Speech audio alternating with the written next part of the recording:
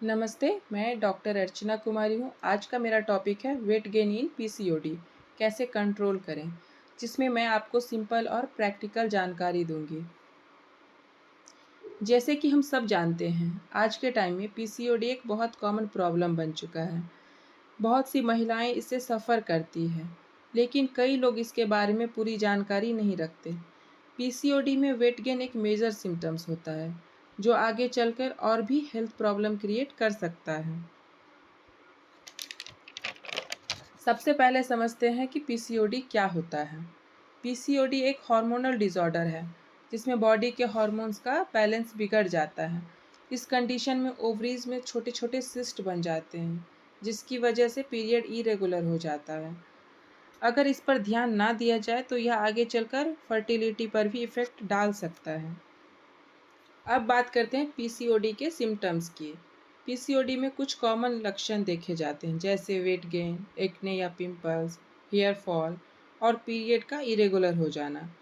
ये सिम्टम्स धीरे धीरे बढ़ते हैं, इसीलिए इन्हें इग्नोर नहीं करना चाहिए। अब बात करते हैं पीसीओडी में वेट गेन के रीज़न की।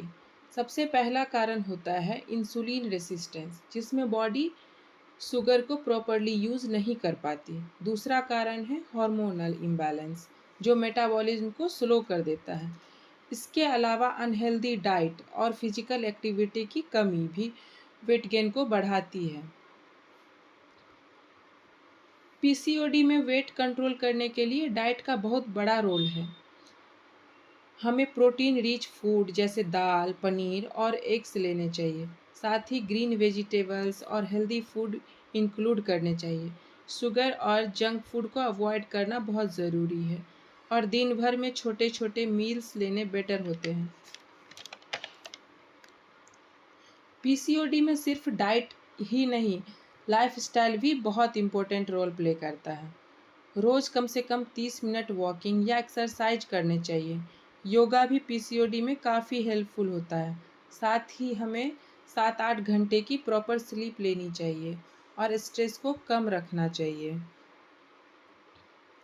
अब हम बात करते हैं पीसीओडी के ट्रीटमेंट के बारे में, जो होम्योपैथी में काफ़ी इफ़ेक्टिव माना जाता है।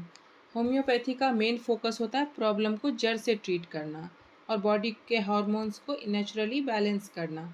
इसका एक एडवांटेज यह है कि इसमें साइड इफ़ेक्ट बहुत कम होते हैं।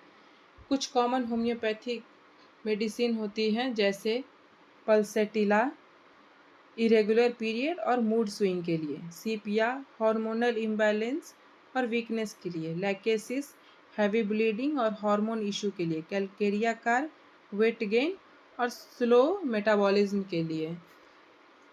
लेकिन यह मेडिसिन हमेशा डॉक्टर की एडवाइस से ही लेनी चाहिए। अगर रेगुलर ट्रीटमेंट लिया जाए तो 3 से 6 महीने में इम्प्रूवमेंट देखने को मिल सकता है।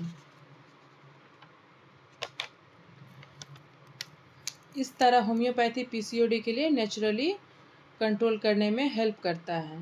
अगर आपको वीडियो हेल्पफुल लगा हो तो चैनल को सब्सक्राइब कर दीजिएगा। Thank you.